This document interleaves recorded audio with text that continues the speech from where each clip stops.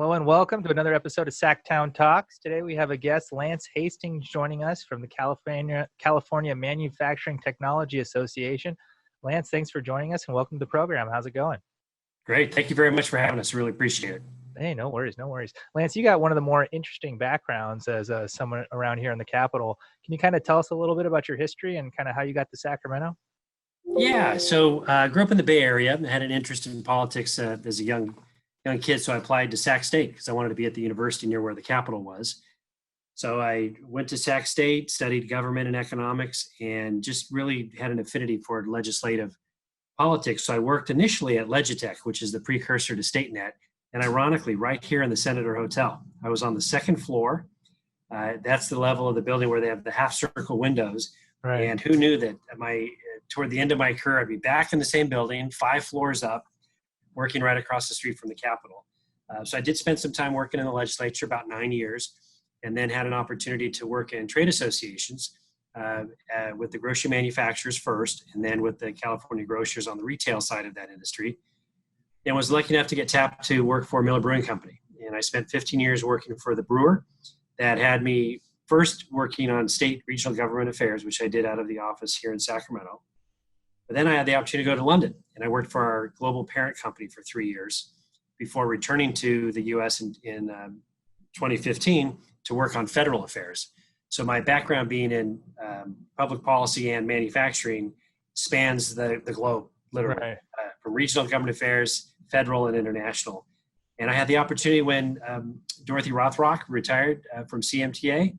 I thought, what a great organization, what a great opportunity. And I entertained my candidacy. And long story short, I've been in this role for just about 2 years. Next month will be my 2-year anniversary as leader of CMTA, and I couldn't be happier. It's fantastic. Yeah, just kind of, I guess, trailing back a little bit, who are some of the members you worked for during your 9 years in the legislature? So I got started initially at one of the partisan caucuses doing research. In fact, I started on my birthday, 1989, 1 month before I got married. And that's kind of when my career got started. Right. And I ended up working for Senator John Doolittle for a time, both here in the Senate and briefly as a member of Congress. And then I came back and worked for David Knowles, and Keith Olbert was the last member that I worked for. Oh, interesting. And, I guess what's unique about you is you've done, local governments, you've done state governments, you've done federal governments, and kind of international issues as well, kind of dealing with your stuff with Miller Coors, which kind of makes you, I guess, a perfect, entree to the manufacturer technology folks, because, that's some of the same stuff you guys are dealing with right now. Can you kind of, I guess, give us a little background on CMTA and kind of what you guys have been working on this past year? Absolutely. CMTA is a storied and enduring organization. We're 103 years old this year. It was formed in 1918 in Oakland, California, when several manufacturers were realizing that the California legislature was getting a little bit more active and impacting their operations a lot more than they had been in the past. So manufacturers got together, like I said, in Oakland, and they formed the California Manufacturers Association at the time. And it's evolved over the many years. They stayed in the Bay Area for a time, and then when the legislature became more full-time here in Sacramento, that made sense to relocate their offices up here. And since I've been affiliated with CMTA, I'm formerly on its board of directors when I was at Miller Brewing Company, and kind of watching from afar while I was a staffer, just to see it evolve through the years, because manufacturing has evolved as well, particularly from our heyday post-World War II when California really established itself as the manufacturing mecca of the United States. We still are today. So we still have the highest output. We have the most employees, but it's challenging. Our regulations are a little bit more stringent than our neighbors around California. And it's just, I'm hearing more and more from our members how challenging it is. All the more reason for an organization like ours to remain active and engaged so that we can make the environment for manufacturing as good as possible. Because after all, we do employ 1.3 million workers in California, and the median wage for manufacturing sector is between $75,000 and $85,000 per year. So we'll split the middle and say it's $80,000 a year. Not too many industry sectors can lay claim to that kind of solid middle class wage, and we're real proud of that. That's kind of interesting as you kind of took us through the history of manufacturing here in California. And I had no idea that we were still ranked so high, because usually when you hear about manufacturing, you hear about, the automotive sector in the Midwest or, the Rust Belt. I know in the past we used to have a lot of kind of food manufacturing, a lot of aircraft manufacturing down south. Kind of what are our main, manufacturer drivers here in the state of California in 2020? Well, the largest manufacturer, I mean, you almost hinted at it a moment ago, is Tesla. So they're down in Fremont, over 10,000 employees making cars in California. In fact, cars for the future that are necessary and most recently called for through Governor Newsom's executive order that by 2035, he'd like all new car sales to be electric. And while a bold objective, one that is going to take a lot of effort to get toward, we already have a company here making those. We also have other auto manufacturers that are in that space, but they happen to have their operations located elsewhere. So we try to be on the cutting edge. We range from aerospace, food processing, brewing, of course, is always good. Anheuser-Busch is a longtime leader in the organization, most recently immediate past chair of the board. And Caterpillar, for example. So the big names that you would think of are members of CMTA, but those are the names that people recognize. The ones that they don't are more in number, and those are the smaller manufacturers. Those that are in your local cities, in typically an industrial section, making whatever component that they can, probably 25 employees, no more, sometimes a little bit less. And there's tens of thousands of those. So there's 30,000 manufacturers in California. I would say probably 25,000 of them are small to medium size.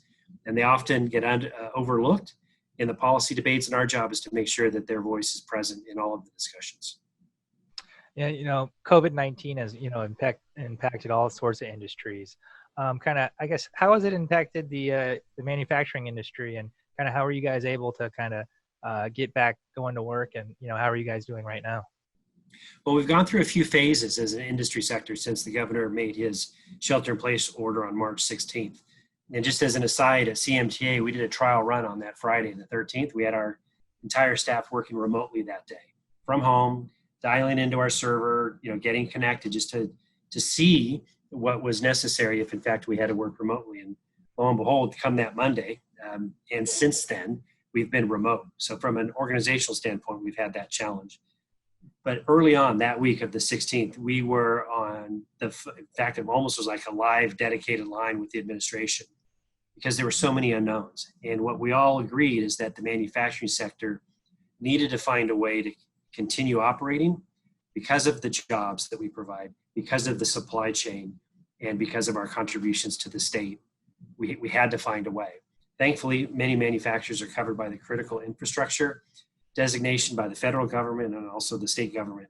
So those early few weeks, it was, working with local health officials, local law enforcement, GoBiz, and others in the governor's office. What can we do to remain open? And the one thing that we did bring to manufacturing is increased sanitation, social distancing, and other protocols to limit the spread of the disease in manufacturing facilities. And I'm here to tell you that nimbleness of our sector really was able to keep things moving forward with the utmost intention of protecting employee safety, which we've been able to do. And those early days, we'll maybe one day look back and laugh at them and say, wow, I can't believe we made it through. But now we're still in the pandemic and trying to find ways to stay open and innovate within our processes, because sometimes somebody has to hand either the component or a tool to their neighboring employee, and that's less than 6 feet. So we're trying to find out ways to make sure that we can utmost protect employee safety, but also keep on making things, which really is what we need to do. And we're a big economic driver of the state's engine, fifth largest economy. Manufacturing is a large part of that. A lot of manufacturers kind of just stopped what they were doing during the COVID process and are now doing something totally different with the demands with PPE, ventilators, different things. Can you kind of talk about, members that you have that kind of have changed up, and are they making PPE, and were you able to help some of these local governments kind of deliver on some of these PPE needs or some of these new kind of medical issues we're facing now? Yeah, and I'm glad you asked that, because beginning in March, we started further discussions with the administration about what we could do to help the state. And obviously, as manufacturers, we're the ones who are supposed to make things. Right. So we had several members that pivoted. So they dedicated areas in their factories to make non-medical PPE so that consumers and industry sectors could have it. And in late June, we launched our initiative with the governor. It's called safelymakingca.org. And it's a marketplace where manufacturers can connect with industry sector consumers, and in some cases, large blocks of consumers, but to access masks, sanitizer, gloves, etc., where they need it. And it's a market that has kind of created itself through the pandemic, but we had to respond and contribute somehow. And we've had over 70,000 visits to our website, 20,000+ visitors that have come back to it. So that it's an exchange where people can get together to make that purchase. And it's one of the things we're most proud of, because it was us doing more than just the advocacy that people associate with trade associations. We went out really to help our sector, but also help California. And for that, we're going to be really proud of that program. Yeah. And also, COVID-19 has kind of interestingly kind of disrupted the supply chains. I guess maybe some factories were off for a couple of weeks. And demand has increased for, I guess, certain products. And I guess, how are your members adapting to, I guess, these supply chain disruptions? And, are they back on track to, I guess, manufacturing, producing things as needed? Yeah, I mean, we've been able to stay at about 75% as a floor in terms of operational productivity. So we never really dropped below that as a sector. Now, obviously, some manufacturers did have to cease their operations and look for other opportunities, but we've been able to kind of stay open. One of the things that we've done is work with our members on supply chain issues, because if we're involved in a global supply chain and there have been interruptions to get materials here because of COVID, that's been a challenge. That's why we entered into an MOU with the Port of Los Angeles so that we can work directly together on transportation and logistics. If there's a hitch in someone's supply chain because there's a ship that's either offshore or on its way, we can work directly with the Port of Los Angeles to help expedite that. And after all, what it does, this crisis underscores the interconnectivity of everyone's supply chain. It's not just here in the US, and we have to acknowledge that and adapt to that model until and unless we can develop that supply chain here in the United States, which I see a lot of movement toward that now, but it's still a pretty broad supply chain. And we've had general success in keeping our supply chain moving. I haven't heard of any of our members out of a particular item, just a little slower maybe, and production is a little bit slower, but we're still able to contribute a fair amount. A lot of, I guess, the shortages of PPE and some other things here domestically was kind of eye-opening to a lot of people, and kind of, made us see how much we rely on other countries, specifically China, to manufacture things. Are you sensing that there's going to be an uptick in more local manufacturing? And are you seeing, I guess, a growing demand for increased manufacturing here in California and domestically? Absolutely. I mean, for sure. That, and everywhere in the country, there's been calls for that. But I think, again, it kind of highlights what I just said, that the supply chain, so the materials to make those things may be coming from offshore. So until we can get materials here organically to support the manufacturing process, we're going to have a little bit of a transition time. But there have been a lot of calls for bringing that supply chain home, because there were situations where millions of masks were found to be out of date and in a stockpile and not fit for use. So we really have to assess how we manage that PPE supply chain. And one of the things we've also done is work very closely with our friends at the California Medical Association on ways to make sure for the long term that we have an appropriate level of PPE for this crisis and any potential future crisis down the road. And we've all adapted our thinking a little bit to something we never thought we'd have to do. And the pandemic is with us now. Hasn't really changed much since March 16th because we don't have a treatment or a vaccine. And we're all really banding together to do things. And we're working outside of our own little network of manufacturing. Like I said, working with doctors and their trade association, the Port of Los Angeles, Farm Bureau, Western Growers, the grocers as well, to make sure we're the ones that are providing the supplies that are needed. Yeah, not necessarily this is on your bailiwick, but even a vaccine would require millions of little glass vials and related things. I guess, do we have any local manufacturing or people involved in I guess pharmaceuticals or kind of pharmaceutical grade uh, you know items that we're producing here in California? Yeah, there must be, because there's a shortage of pipettes right now, because there's all the research that's going on, and I'm almost convinced that with our pharmaceutical members, that the treatment and/or vaccine is likely going to come out of the ingenuity and the intellectual property innovation that's here in California. I'm confident in that. Our companies are working very diligently, in that space, and I wouldn't be surprised if we hear that something is coming from one of our companies here in California in the next few months. One of the constant things we've heard, for 20 years plus is that it's so hard to do business in California, all the regulations, taxes. And, we see, all the time where other states are recruiting businesses to leave California and go elsewhere. Kind of, I guess, what is the current status of keeping manufacturing here? And what is the state doing to ensure that, manufacturing continues to stay in California and prosper? Yeah, I mean, I'd be not entirely authentic if I said things are great for manufacturing in California, because they're not. And I often start speaking engagements by saying manufacturing is good but not great, and then I list ideas and concepts as to why we're not. And you're right, it is the most expensive place to do business in California. I mean, in the U.S., but it comes with a premium, right? We have usually wonderful weather, and we have a reasonable water supply. Our infrastructure is a little bit challenged when compared to other states, but it's the additional add-on of regulations primarily that make it difficult. And what we're trying to do is have that seat at the table where we can, in real terms, express to the administration and legislators, this is why that regulation is either not necessary or certainly why it's too expensive. And we compete in the state with other states and with other countries, and we're losing that competitive edge. And I think there's a general awareness that that's the fact. It's how we go about it in the long term to get to a solution that can work for everyone.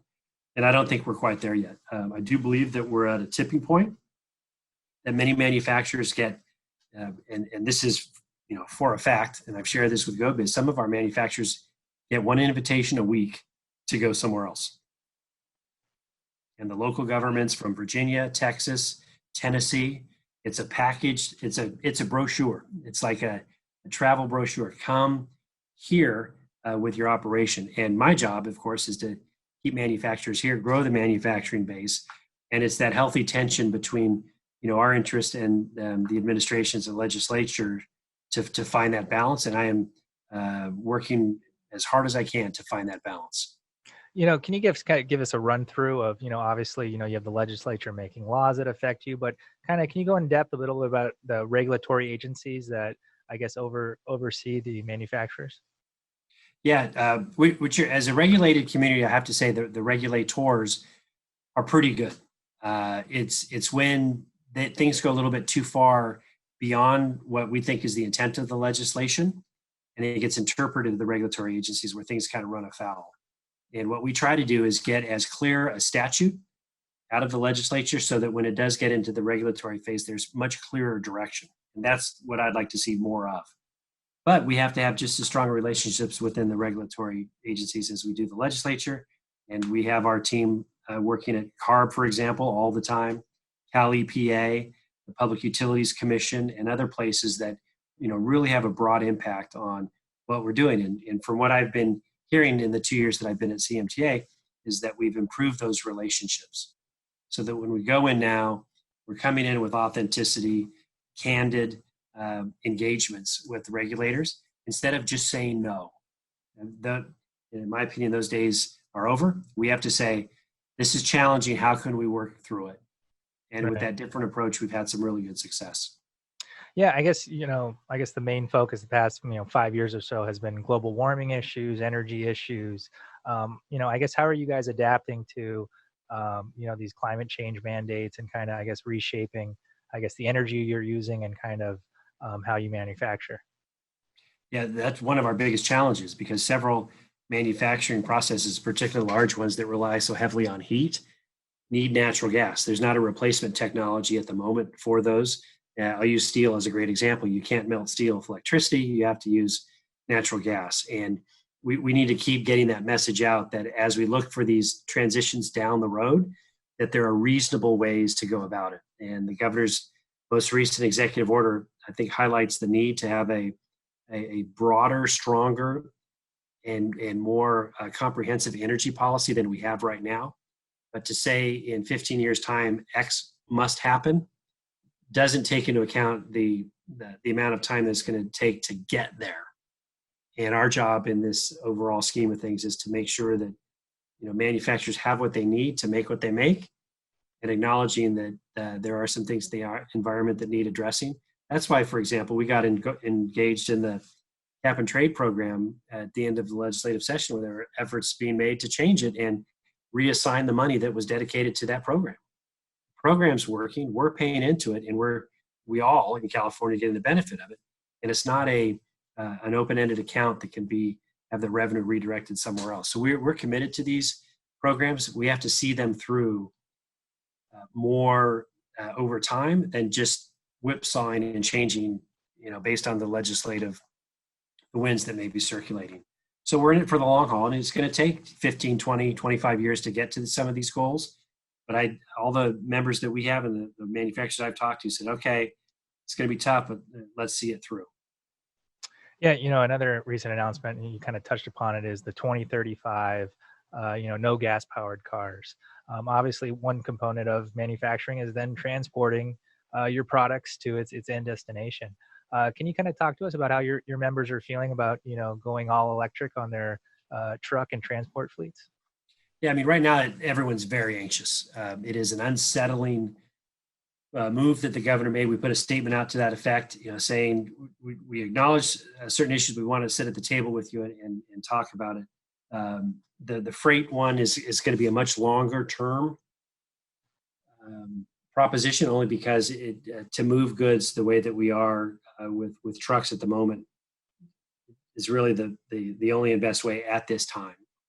And absent that replacement technology, we'll have to wait and see. Cars are a little bit different because, as I mentioned earlier, everyone is making some form of electric vehicle, and that mandate, although there are a lot of cars get sold here in California, and those would only be the new ones.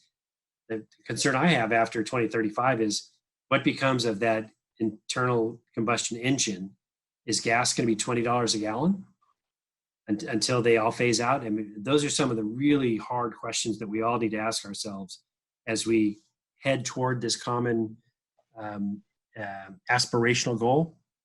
It's going to take a while to get us there. Obviously in November, there's a big election coming up.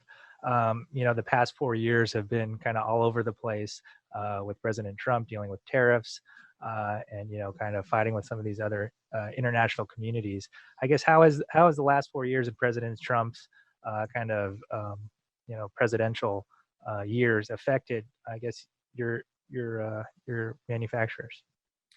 Here in California, I think it's had less effect. The more lasting effect is that tension between the Newsom administration and the Trump administration. It's almost a very binary relationship that has presented challenges.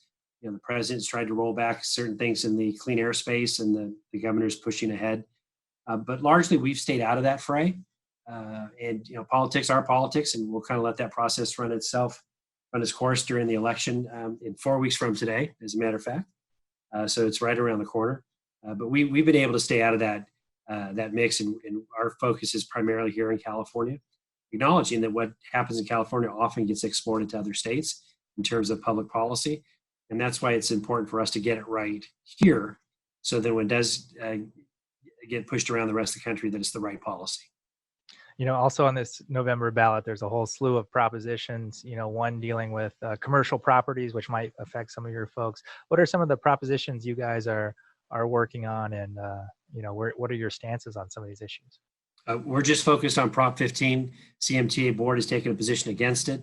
It would be a huge cost driver for our facilities, and one that has everyone quite concerned. It's one of those things that then we can't compete with manufacturers in other states because they have a much different cost structure than we'll have if Prop 15 passes.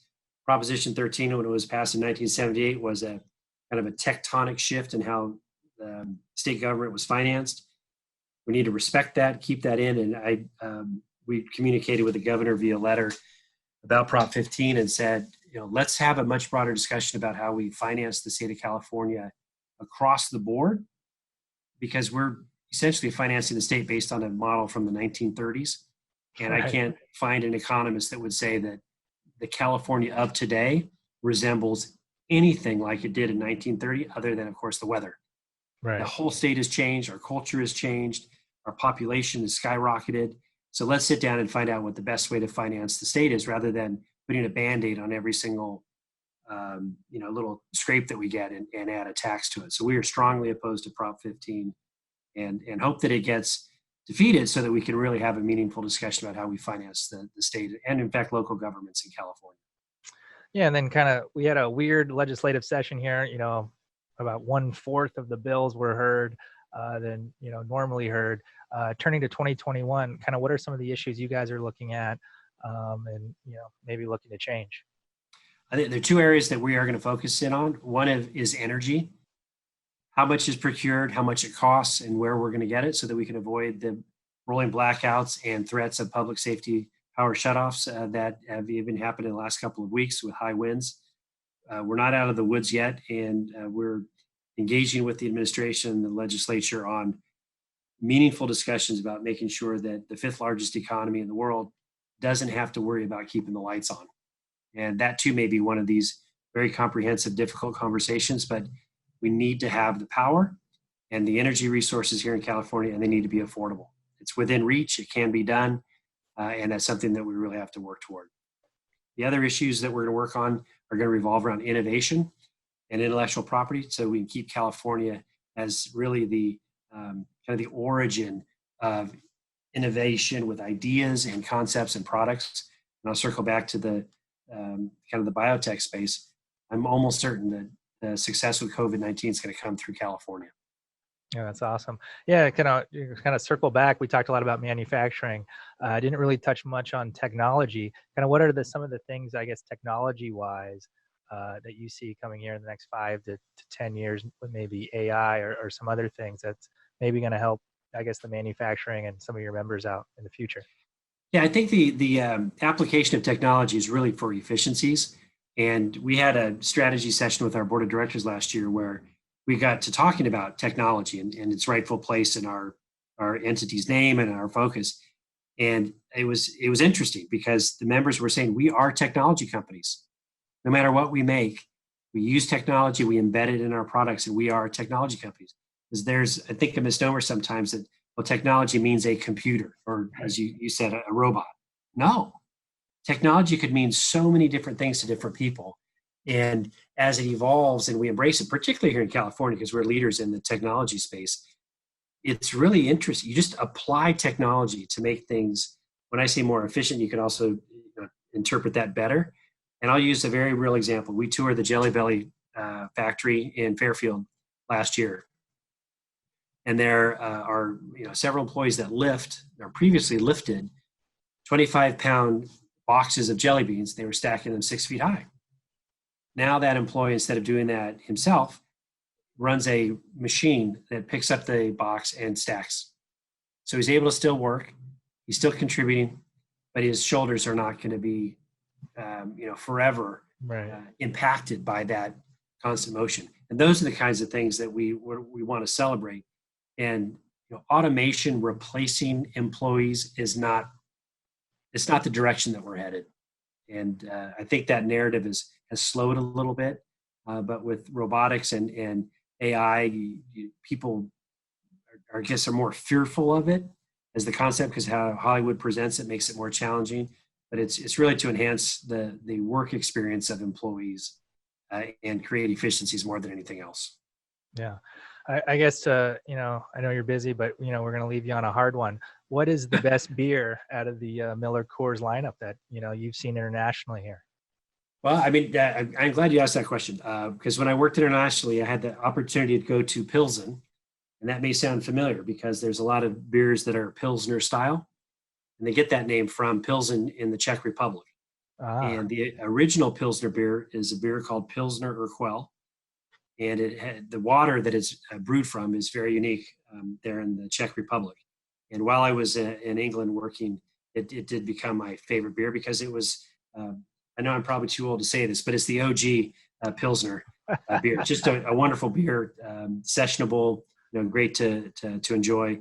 And it's the first clear beer that was brewed by the way that they did it. So everything else was cloudy before that, but it's the original. And and they're all, the beers I like, the lagers, they're all based on that style. So all in there.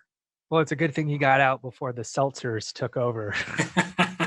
Lord knows where we are now. I saw Pabst Blue Ribbon seltzer with cannabis. So well, there's a lot going on right there. Yeah, the future in brewing is getting strange. Well, Lance, thank you so much for joining us. Very informative, and hope to talk to you again later in the year, next year. Absolutely. I really look forward to it. Thank you for the opportunity. All right. Thanks, Lance. Have a good night. Bye. All right. Thanks for listening to another episode of Sacktown Talks. Make sure to like and subscribe to the YouTube page, hit that notification bell, or rate and review wherever you listen to this podcast. Thanks to our producers, Phil and the always dapper Vernon, and we'll be back to you on Friday. Are called dreamers. Esto hay que darle vida.